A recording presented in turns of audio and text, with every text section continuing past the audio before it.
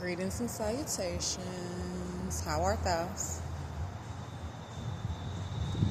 Blessed and highly favored, and if you're not, you're about to be. You see, give me a second. I apologize, y'all.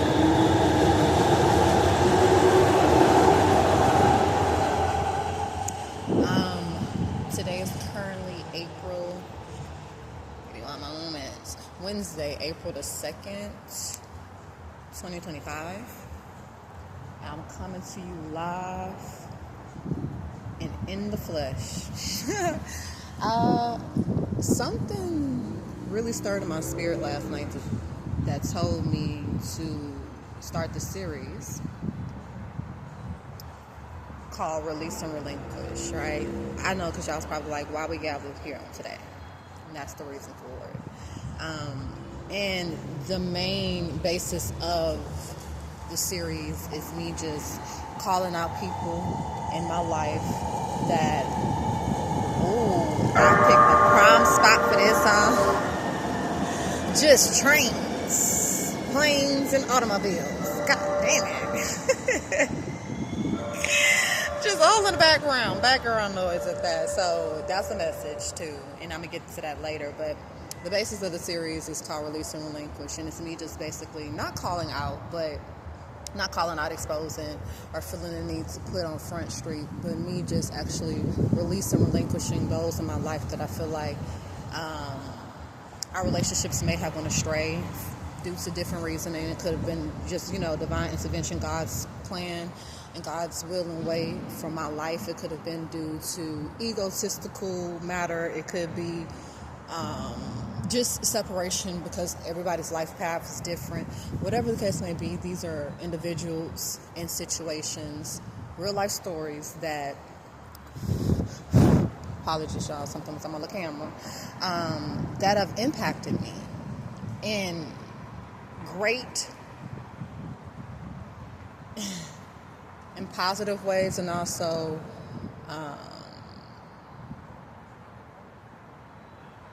negative ways as well.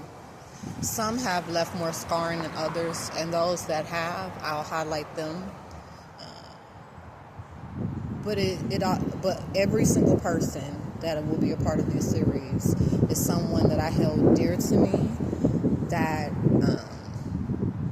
I had a lot of faith and hope in our relationship, and I was ultimately dismayed and disappointed by the way that everything transpired, whether I was to blame for it, they were to blame, or it just was the way that it was, So we call into the stand the first individual, amen, because it wouldn't be a series if I didn't start off fresh and proper. Apologies, y'all. Stuff on me. Being like, Spirit tells me to do these videos outside, and oftentimes I really struggle with the whole back and forth for not being obedient to the cause, because the elements will get in the way, and the background distractions, as I mentioned earlier, will kind of sometimes override the message if you're not somebody who knows how to block those things out. So I do pray that you're able to hear me, and that not only are you able to hear me, you're listening and you can receive what it is that I'm about to give. And I give this out of good nature. I give this out of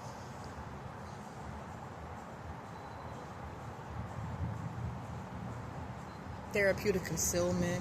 I give this out of a way to let you know that it's okay to expose those demons that's in your closet that still haunt you at night and during the day, and say that as much as those things may have left an impact on you or scarred you or have you feeling, like I said, dismayed and disappointed, it's not, all of it was a lesson, and a lesson for the greater purpose, right?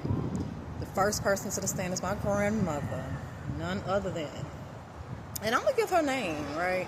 Because I feel like what I was taught, that in naming things and understanding them for what they are, you can't go blind to them again. You have to be up close and personal with it. You have to allow it to, that part I'm trying to still figure out how I'm going to like verbalize or vocalize, but these people will be called by name, and it's not fictional names. This is not made up acronyms. This is their real names, and these are real stories. And as I mentioned, I do this out of love, light, peace, but more importantly, the motherfucking truth. My grandmother is the first person called to the stand. Miss Gloria Darnell, Rector.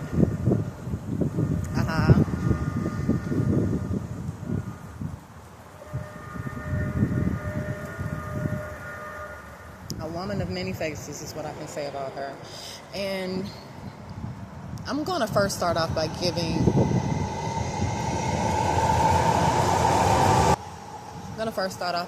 her flowers. My grandmother, despite her many flaws and falsehoods that she's done in her life, was a survivor. She didn't come from a silver spoon environment. She wasn't given everything as simply and as easily as she should have been.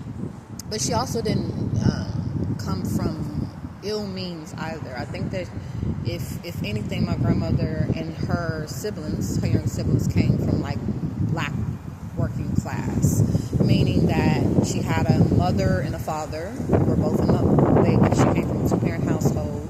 They both were workers. My great-grandmother was a RN.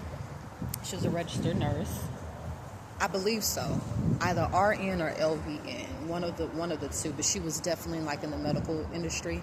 And then my great-grandfather was a ex-Navy man, and I believe that once he exited from that, he became like a carpenter or something along the lines of that. Like the stories that I hear of him are very vague, because I was told that he was like a no BS, strict and straight type of man. And it wasn't always great things that I heard about him. So just a little background on her. She came from like a black working class family. Many secrets were held within the household that she grew up in, namely something that we don't like to speak on a lot, but that is all too common in minority communities, is incestuous behavior, drug usage.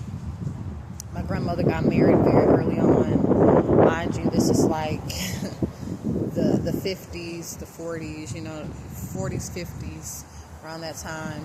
She was young, fresh, and what they say, full of cum. And along came a Paul, not a Polly, but along came a Paul, and he wooed her, made her believe that he was going to be able to take care of her effectively. She got married.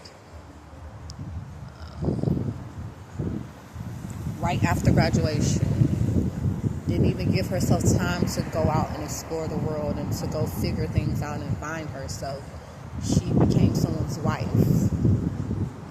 From there, she then became people's mothers, And I'm going to try to keep it as very minimal about her background as possible, because this is not meant, like I said, to expose. But as I did mention, my grandmother did have some cruel activity happened in her life that tainted her, and it tainted her for the worst. By the time her grandkids came along, she was well within her addiction. She was quite vocal about the fact that she wasn't going to stop until she was ready. And I grew up with an addict for a grandmother, right? And because she was an addict, she was prone to thievery and, things that come with addiction that can bring out the worst and the ugliness of a person, even if that's not their main characteristics. It somehow comes to the forefront because of that. Addiction is a very funny thing that we try to define and put into categories, but it's really just a spirit of dissatisfaction. It's a spirit of low worthiness. It's a spirit of a lot of things. So my introduction to my grandmother was her living with me, my mom, and my siblings, because the rest of the family didn't really want much to do with her because of the addiction, because of the activity that came with it, and just not wanting to be up close and personal to see someone self-destruct like that you love. Because as much as my grandmother may have had her ways about herself, she was a love person. She is a love person. Even down to the people that she was in her addiction with, even the ones who were the ones supplying the drugs to her, the drug dealers themselves, people in the community that she grew up in knew her. She was loved.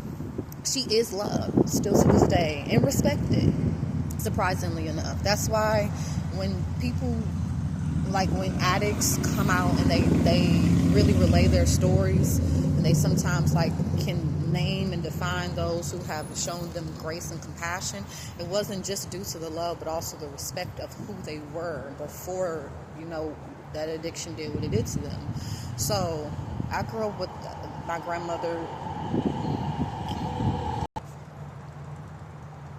I grew up with my grandmother being in our household and me seeing her every single day.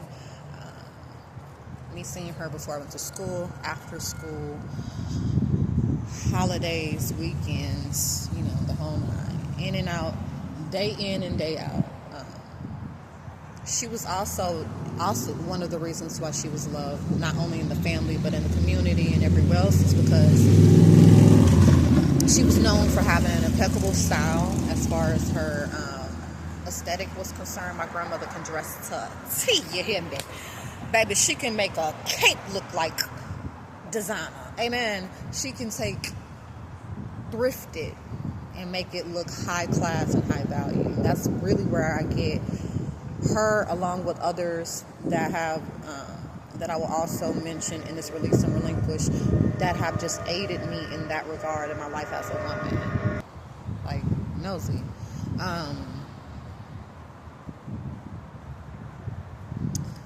She could dress to a T. She had impeccable style. She was a very funny woman, very funny, witty, had witty banter about herself. And she was a great cook. She was actually the cook of the family. Whenever anything needed to be cooked, as far as holidays, engagements, get-togethers, funerals, they called on her. They called her Flo. They call her Flo, even though her name is Gloria. So because of these reasons, these are the reasons why she was loved. So me growing up in a household with her, I got fed 3 times a day, sometimes 4. Breakfast, lunch, dinner, snack in between. Not only because she liked cooking, but she liked eating just as much as she cooked. And I wasn't too in tune back then to be trying to learn how to stir something up and fry or something back then. That wasn't my steez. When I was younger, I was outside with the boys, Or if I wasn't outside, I was in a corner somewhere reading. Was very much studious as a child. Learned that from my mother. But I didn't spend a lot of time in the kitchen with her as much as, some granddaughters do with their grandmothers and bond in that way. Our bonding did not come from her skills of cooking. We never really bonded. That's one of the reasons why she's the first one on the list, because despite us being in such close proximity, I started to notice around being cognizant of the way that my grandmother felt about me around the age of 8, 9. Everything that I did was a problem for her. I sneezed, it was an issue. I coughed, it was an issue. I skipped, hopped, and jumped, I was too happy for her.